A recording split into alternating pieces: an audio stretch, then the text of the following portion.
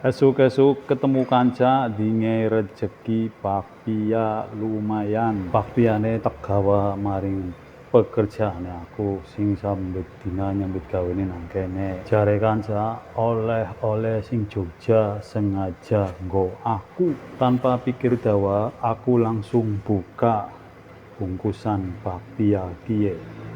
Halo sedulur, ketemu maning karo aku nang petualangan kuliner di rezeki sing kanca ini bakpia Jogja sing jokem arane kae iki. Tapi bakpia niki rasa keju apa varian apa iki? Iki iki dingei bakpia ya modele iki dulur ya. Aton ya. Ya, aja iki. Coba isinya yang apa? Kita buka ya.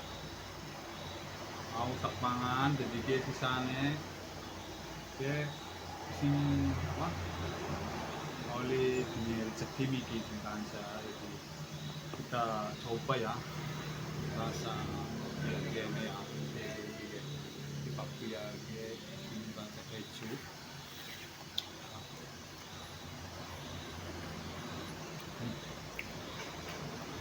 sebagai terkenal karo bakpia nih mantep enak banget.